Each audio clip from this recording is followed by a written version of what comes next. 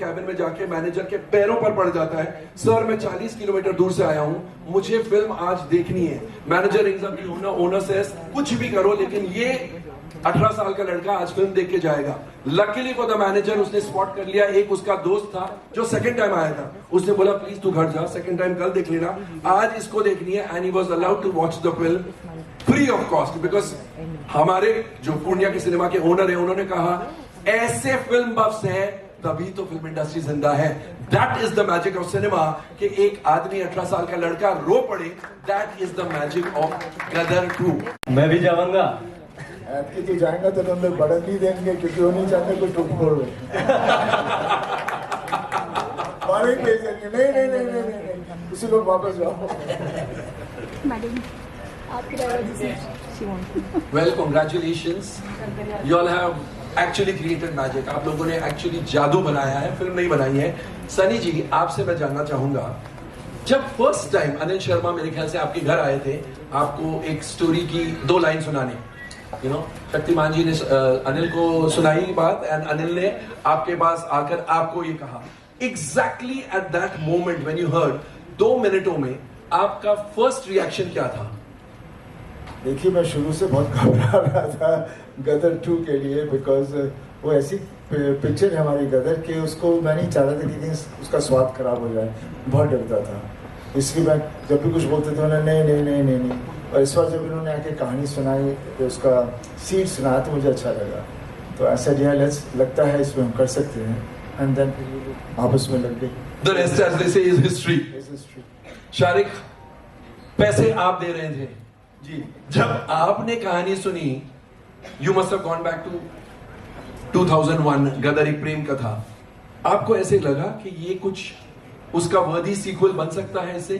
तो जब शर्मा जी आए मिलने से पहले, जब अपॉइंटमेंट ली उसके 2 दिन पहले मैंने पूरी पिक्चर देखी, पुरानी वाली। ऐसे कि आ रहे हैं, मैंने देखी होगी, मतलब 2001 में देखी थी, उसके बाद टीवी पर आती थी तो वो कीप वॉचिंग इट, बट भूल गए इतना, मतलब तो मैंने देखा ऐसे ठीक है। जब शर्मा जी आए, met him for the first time and he sat opposite me, और अगेन जर्म ऑफ कहानी थी कि बाप है, फंस जाता है, बेटा जाता है बचाने, और वहाँ बेटा फंस जाता है, बाप, द इमोशन समझ में आ गया। मगर more than anything else Sharma ji का जो कन्विक्शन था, and I can say it over here, he was very honest and he said for me this is my make or break film. It is either my last film or it will give me a lease of life, because the responsibility of Gadar 20 साल पहले with my son and Sunny sir, but more importantly जो भरोसा है audience का, अगर वो मैं नहीं कर पाया तो फिर मतलब there is nothing more for me, मतलब, and it was that conviction. And as a producer really, अभी एक डायरेक्टर का कन्विक्शन ही है जो आप बैक कर सकते हैं। फिर बीच में बहुत सारी झगड़ा लड़ाई वो सब हुआ, that is a different thing, but वो कन्विक्शन के बलबूते पर हम लोग ने हाँ कहा, और फिर वो 3 साल, आई थिंक वही जून जुलाई का आई थिंक था 2019, और 2019 ही था, and then we went on floor. 3-3.5 साल लगे to get everything done. Wow, Covid Gadar 2 बनाओ, कहानी नहीं आ रही थी, 150 कहानियाँ आई, और शक्ति जी को हमेशा बोलता था कि शक्ति जी कोई आइडिया दे दो, और कोई आइडिया आ नहीं रहा था। तो एक दिन शक्ति जी आए मेरे पास, और शक्ति जी ने मुझे आइडिया सुनाया। नवरात्रि का दिन था, मैं पूजन से उठा था, तो उन्होंने बोला कि एक प्रसाद मैं देता हूँ आपको, आप चलिए। क्या बात है, और प्रसाद आपने ऑडियंस को दे दिया। तो इन्होंने मुझे कहानी सुनाई, मुझे वो कहानी सुन के एक ही इमोशन आया, वो इमोशन वर्क कर गया। जैसे गदर क्या थी, पहली गदर थी रामायण, राम जो है राम जो है सीता को लंका से लेने जाते हैं, वही बेटा बोलता है मेरी माँ को ला दो। मैंने कहा ये रामायण है, फ्लॉप नहीं हो सकती क्योंकि हर दिल में बसी है। दूसरी कहानी जैसे ही इन्होंने मुझे सुनाई, मुझे लगा कि यार अगर अभिमन्यु चक्रव्यूह में फंसा था, अर्जुन का बेटा अभिमन्यु, और उस वक्त अगर अर्जुन पहुंच जाता तो महाभारत तो उस दिन खत्म हो जाता। इससे बड़ा इमोशन तो संसार में नहीं कोई हो सकता। ये कहानी तो लोगों के दिलों में, इस कहानी को कोई फेल ही नहीं कर सकता। वो कन्विक्शन था मेरे पास। तो मैं वो उस कन्विक्शन के साथ में गया, मैं खुद रो पड़ा। सनी सर को जब सुनाया तो उनकी तो मोटी मोटी आंखें, इमीडिएटली इमोशन आ जाते हैं, इनकी आंखों में एक नमी आ गई। शारिक सर की आंखों में नमी आई, इन्होंने देखी नहीं देखी पर मैंने देखी। पुनीत साहब को भी जब सुनाया तो उनकी आंखों में भी नमी आई। तो ये सब होता रहा और ये सब उत्कर्ष को भी जब सनी सर ने शक्ति जन सुनाई तो इसको भी सुनाई मैंने। तो जब ये सब चलता रहा तो मुझे था कन्विक्शन और मुझे ये मालूम था कि मैं ऑडियंस के इमोशन से खेल रहा हूँ। क्योंकि गदर, सनी सर भी बोलते थे कि भाई गदर नाम को हमें यूज नहीं करना है, हमें फिल्म बनानी है जो ऑडियंस के इमोशन पे खरी निकले।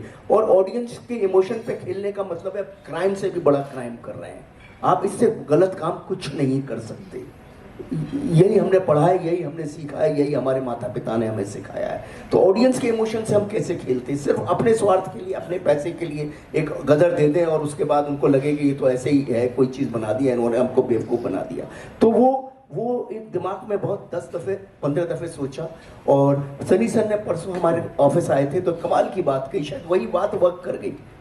इनसे सुनी मैंने परसों, लेकिन वो बात इन्होंने इतनी कमाल की कही कि जो आपका इंस्टिंक्ट होता है ना, पहले क्षण में जो डिसीजन होता है वो एकदम राइट होता है। वो क्योंकि इन्होंने मुझे एक एग्जाम्पल दिया, आग लगी है तो आग लगी है तो आपका हाथ जाता है, तुरंत वापस आ जाता है। उस वक्त आपका माइंड कहता है कि हाथ को वापस लो। तो जब कोई कहानी सुनते हो तो उस वक्त आपका माइंड भी तो कुछ बोलता होगा, वो गलत क्यों, ये गलत क्यों नहीं है। क्या बात। तो ये सनी सर ने कहा, तो मेरे तो चक्षु खोल दिए उस दिन उन्होंने ये कह के कि मैंने कहा फर्स्ट टाइम जो आप सुनते हो, जो आप देखते हो वही राइट है, संसार में कुछ राइट नहीं है।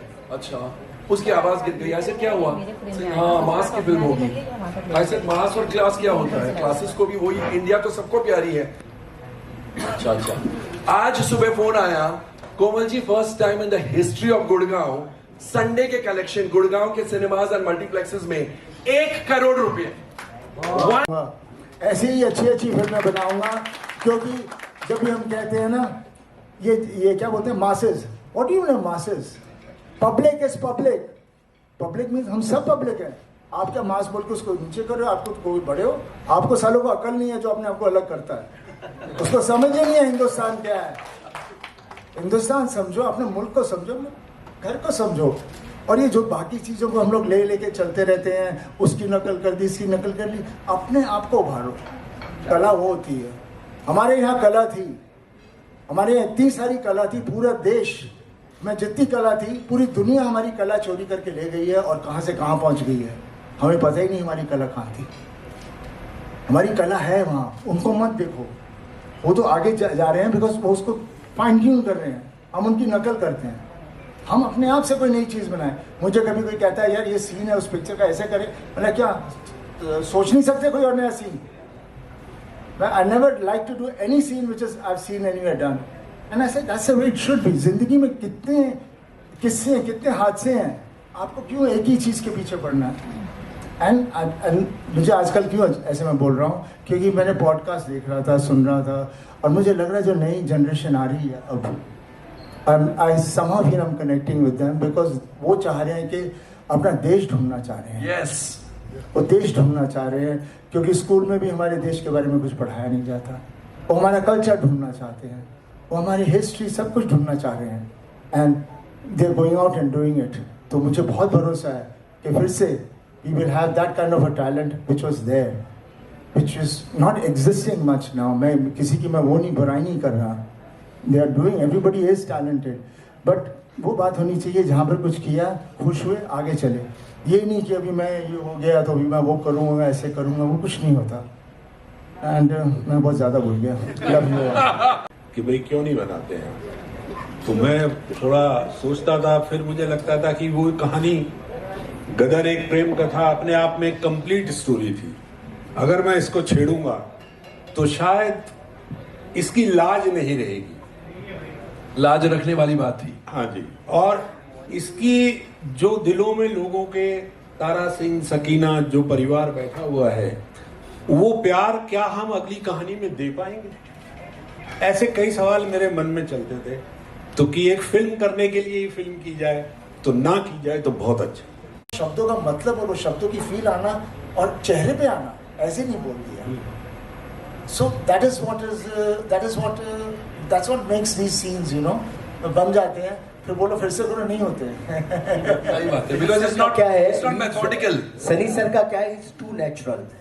वो आते हैं, डिस्कशन करते हैं, घूमते हैं, फिरते हैं, ये चारों तरफ देखते हैं क्या है, क्या हो रहा है, अगला किरदार कैसे, ये कैसे, वो कैसे, और बहुत नेचुरली उनके अंदर वो सीन आता है, वो बहुत नेचुरली आता है। दैट्स व्हाई मैं इनको कहता हूँ बहुत नेचुरल एक्टर है, बहुत ही। और अंदर से वो जो सीन है सनी सर ने जो किया, जब इनको पता लगता है कि इनका बेटा पाकिस्तान चला गया, और अमीषा के साथ जो उन्होंने सीन किया है और ताई के साथ जो सीन किया, मतलब माइंड ब्लोइंग सीन है। वो कैसे इनके इमोशन फट जाते हैं, ऑटोमेटिक इनके इमोशन फटते हैं। इनको कोई जब चिट्ठी पढ़ रहे हैं बस के ऊपर और वो सिर्फ वो लाइनें पढ़ रहे हैं तो इमोशन फटते हैं। बस हाँ इतना है कि ये सब जब बैठते हैं करते हैं तो उसकी नेचुरलिटी को देखने की कोशिश करते हैं कि माहौल राइट है या माहौल नहीं। राइट। ऐसे नहीं सोचते, जब हमने तय कर लिया करना है तब करना है और करना है, और जब तय कर लिया करना है हमें मालूम है कि लोग लाइक करेंगे। अब 22 साल तक फील्ड खाली थी, कोई ऐसी फिल्में क्यों नहीं बना रहा था? कोई नहीं बना रहा था। Exactly exactly. बना रहे होते तो बात कोई और होती। और दूसरी बात मैं क्या, फील्ड खाली थी, हमने आया, हमारा काम किया और आगे fill the void as they say. होने वाला है। पहले मैं जब भी कोई चीज़ हो चुकी हो करने से मैं थोड़ा झिझकता हूँ दोबारा रिपीट करने के लिए। लेकिन बस जिस तरह से शर्मा जी इन सब लोगों ने कहा कि हम इस तरह से करेंगे, तो उसका जो सीक्वेंस हमारा बना was बहुत वेरी इंटरेस्टिंग। एंड जब शूट कर रहे थे हमें पता हम क्या कर रहे थे, एंड हमें पता था ऑब्वियसली ये ऐसी चीज़ है जहाँ हर आदमी हैंडपम्प के अलावा गदर के में और कुछ बात नहीं करता, तो सबके दिमागों में हैंडपम्प ऐसा फंसा हुआ है तो कि भूल जाते हैं कि एक प्रेम कथा है ये। तो उसको हम लोगों ने फिर उस तरह से इस्तेमाल किया।